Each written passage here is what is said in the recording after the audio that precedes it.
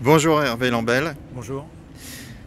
on est aujourd'hui sur cette vidéo pour Actu Résilience que j'anime. Je suis Alexandre Boisson et je vous présente un parfait connaisseur des TPE-PME qui a été aussi candidat à la présidence du MEDEF.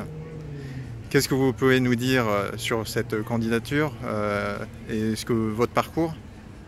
En deux mots, j'ai été candidat à la présidence du MEDEF parce que je pensais qu'il était important de représenter la voix des très petites entreprises. J'ai été cofondateur d'une organisation patronale en 2003 sur la question et le sujet des très petites entreprises et leur place, leur rôle dans l'économie française. Et cette organisation était le CERF, créateur d'emplois et de richesses de France, et était notamment à l'origine de l'exonération des charges sur les heures supplémentaires. Super. Au niveau résilience, alors on partage une même vision, celle de Gaël Giraud qui expliquait que les contractions sur les marchés de l'énergie avaient en partie créé la crise de 2008.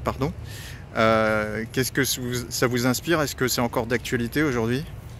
Je pense malheureusement que c'est plus que jamais d'actualité pour une raison toute simple, c'est que 2007, on a la crise des subprimes, bien évidemment, et que l'ensemble des investisseurs mondiaux devant l'insécurité et l'incertitude surtout sur les différents actifs qu'ils détenaient, se sont rabattus sur les marchés sûrs qui étaient l'énergie et les matières premières. Ce qui a conduit à l'époque, et ça a été très mal expliqué jusqu'à maintenant, ça a conduit à une augmentation du prix, l'envolée du prix des matières premières et de l'énergie, encore plus forte fin 2007 et début 2008, et qui a conduit à l'importation d'une inflation que les entreprises n'ont pas pu reporter dans leurs prix, et notamment une inflation supportée de plein fouet par les très petites entreprises.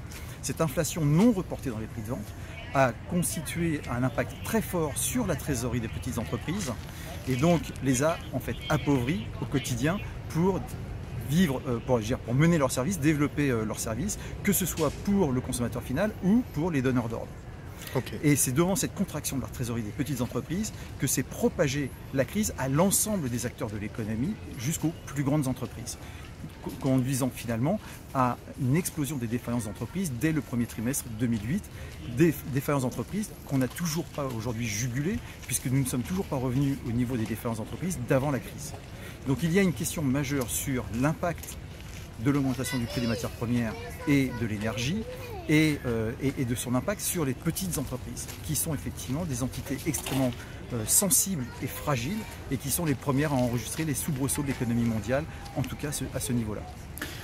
Nous, on traite des sujets de résilience, donc à savoir comment des petites entreprises pourraient parer à une crise de l'énergie, puisqu'on a une France à flux tendu.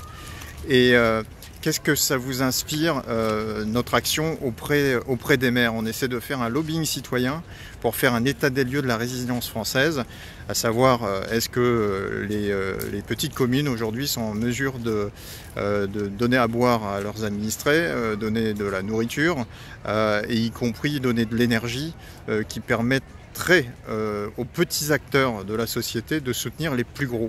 Qu'est-ce que ça vous inspire, ça?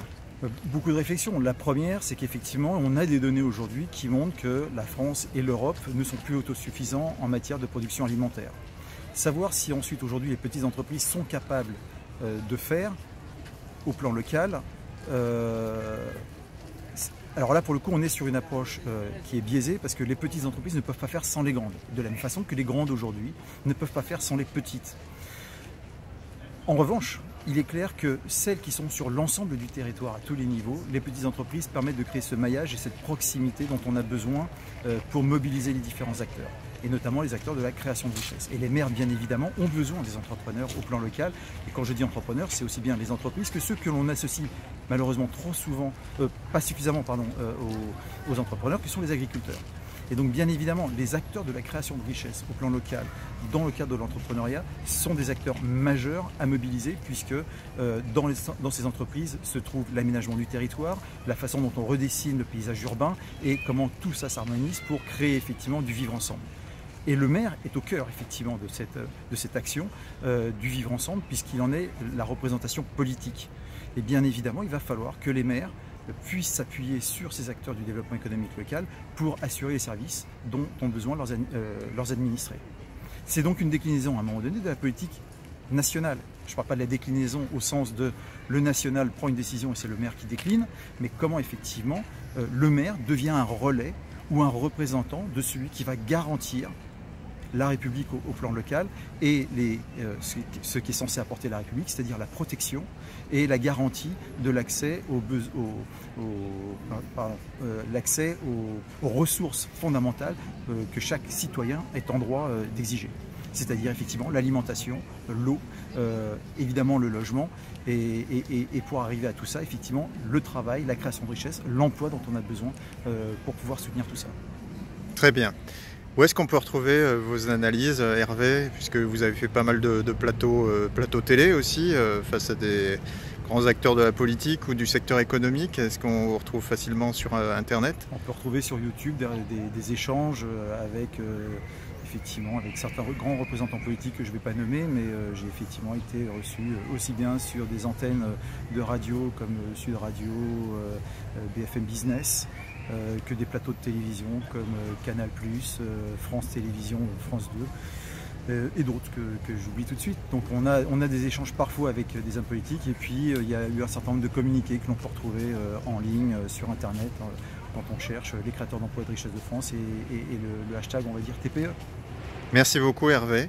Et puis on va se retrouver, je pense, bientôt pour donner d'autres solutions, y compris économiques, à cette nécessité, à cette état de nécessité de devenir très vite résilient en France pour passer les crises à venir sur le secteur de l'énergie.